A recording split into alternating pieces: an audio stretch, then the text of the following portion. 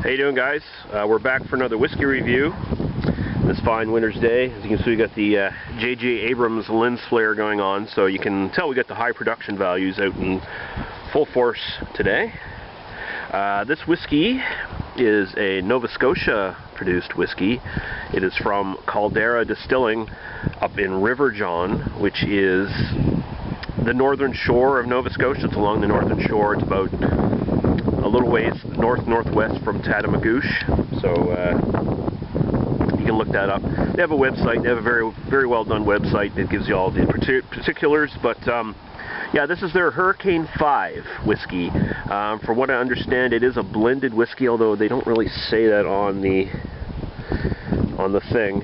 Just as Canadian whiskey, so I guess you're supposed to assume from that it's a blended. Established in 2013. And this is their very first batch.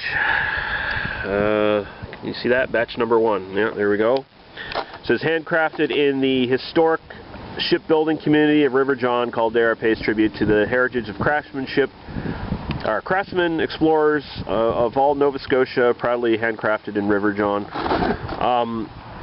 River John is a well-known shipbuilding community, and so they're naming all their spirits basically after different ships. Except for this one. This one is named after something a little bit more special. They also have a premium whiskey, which is actually named Caldera, that sits at 90 proof. And they also have a Contray dark rum made from real sugar cane that is also sitting at 90 proof. But this is their more standard, you know, big general release product, I guess. I guess they're making more of this than anything else. This is the one that's set out to contend with your Wisers and your Canadian clubs and all those out there on the market. So this gets its name from the barn they were renovating. They found a beam on there where someone wrote in pencil October 18th, 1939. On the beam, and then they said Hurricane number 5. So they were basically marking off all the hurricanes that this well-crafted barn survived. And so that beam is still there apparently in the place, and yeah, that's where they get the name from. Caldera Distillery. Okay, this is something I did a little research on that I'm not quite 100% sure on what the story is. I heard from some people and read it in some places, including on their website, that they grow their own grain on their own fields that they own. But then I have seen in other places saying that this first batch is not from that grain. It is actually sourced from out west, and that once they start yielding their own grain and getting it in barrels and aging it, then it'll be truly a Nova Scotia-born product. But I don't know clearly what the answer is on that one. I've heard two different stories there. So either way, they fully intend, at the very least, to be totally born in Nova Scotia using their own grain. The head distiller is pretty big on that, I guess, making everything as locally sourced as possible, so they can have total control over their fields and what grains they put in it and all that. It sits at $33.99. You can find it in a lot of NSLCs around Nova Scotia at this point. You can get it at Bishop's Cellar. You can get it at the distillery itself, as well as apparently they're setting up an online purchasing for it. And it's available in over 60 bars and restaurants in Nova Scotia. So it's only a few dollars above the usual other stuff on the market, the other 80 proof Canadian whiskeys out there. So you're not paying a lot more than you would for like a Canadian club or something along those lines. Just a couple more dollars. So there you go. It's on the shelves, and we're gonna open it up. We're gonna pour it, and we're gonna come back and see what we think of it. So we'll be right back, guys. Okay, we're back with Caldera's Hurricane number 5 from Caldera Distilling. Man, I do that a lot. Another thing to note, kind of interesting, is their label is a little bit more artisanal, I guess, than you would usually find. It is actually a very thinly sliced piece of birch instead of paper, which is kind of fun. So let's see, let's look at it in the glass here. It's a very light amber in color, more on the golden straw than amber. Kind of doubting there's any caramel coloring going on here.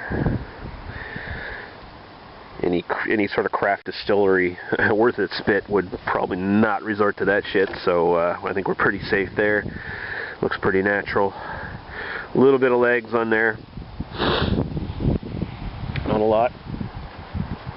Alright, let's go right to the aroma.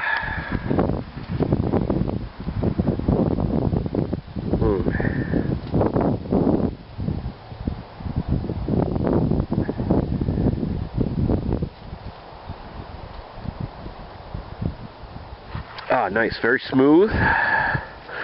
There's a lot of sort of traditional Canadian elements in this. By the way, the grains they use barley. I think there's some wheat involved in this.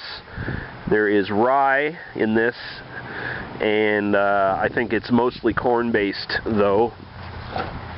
If the pictures on their website give any indication, assuming that the stuff is coming from their actual fields, or you know, even that picture is supposed to represent what they're going to be growing in those fields and what they've been sourcing from out west, if that's the case. Again, I'm not sure what the actual story is. There's probably a lot of corn involved in this one too.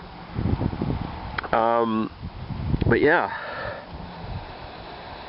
you're getting the sort of traditional kind of Canadian aromas there. You're getting a little bit of sort of a toffee caramel butterscotch kind of character there. And you're getting a little bit of a honey sweetness, and there's a nice little component of spiciness in the background, a little bit of rye, a little bit of the oak, and you're getting kind of like baking spices there, kind of a little bit of maybe a cinnamon and a ginger kind of character, and even a bit of a clove kind of character there I seem to be getting.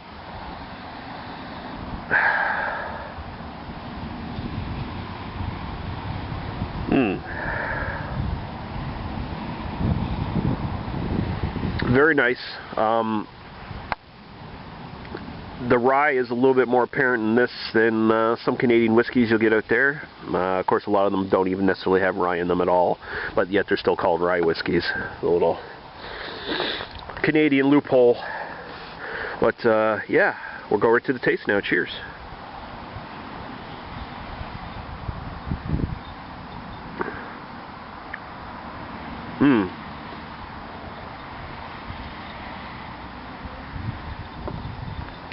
Wow, that is spicy. There's definitely a pronounced little bit of sweetness up front. That's sort of, again, that sort of butterscotch, caramel, toffee kind of mixture that you'll get with classic Canadian whiskey. But man, the background on this is very spicy. Big kind of little clove character coming out. A little bit of cinnamon kind of burn there, and peppery rye, and then it just sort of settles with the wood. It's very lingering too. I'm not getting any sort of alcohol burn on this. I shouldn't expect one at 40%. I think I'm getting kind of a spice heat on this in the back of my throat more than anything else. This very lingering aftertaste. How you doing, Bear? What you doing, sweetie?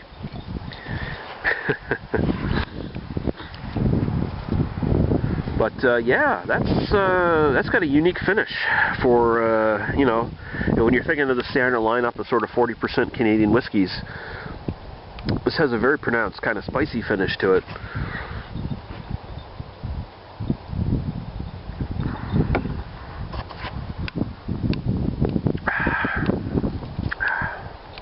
That's very nice. It's very, very, very smooth. It's not super exciting or anything like that. It's just, you know, very smooth, nice spicy finish. Definitely a different character than what you would expect from like a Crown Royal or a Canadian Club or something along those lines. This is their standard stuff. So if you're looking for a more kind of spicy, woody, kind of peppery rye kind of finish, this might be for you, man. This might be for you. I'm very more excited in trying to blah blah blah blah. I tell you, I apologize for that, man. I'm just flubbing my lines. I did like 14 takes to try to do my fucking intro for this goddamn thing today already. So, I must have had a mini stroke or something. Very excited to try their rum and their premium whiskey. Their standard Caldera. I hope I see those around soon. I'd be very, very interested in trying those. Like I said, the standard Caldera, and I'm sure it's going to be a bit more expensive, but that one's 90 proof, and I think it might also be just a single grain one. I'm not quite sure. They say on the website that this is sort of the blended one, and then they don't mention blending it with the other one as far as I can recall. So I don't know what the story is there either. I'm going to have to do a lot more research, but I'm definitely interested now. But yeah, I'd like to try that one. Higher alcohol, more flavors coming out. This could definitely do with a higher alcohol, but I think he chose to keep it down just to keep the price down a little bit and be more competitive. But as it sits, it's really good stuff. I'm probably going to buy it again, I imagine. So well done, Caldera, and I think I'm going to give this a solid B+. That's where I'm going to sit at it. Like I said, there's nothing super amazing about it, but it is unique and it's very well done, and I'm excited to try their future stuff. Yeah, we're really well done. B+. Thanks, guys. We'll see you later. Bye-bye.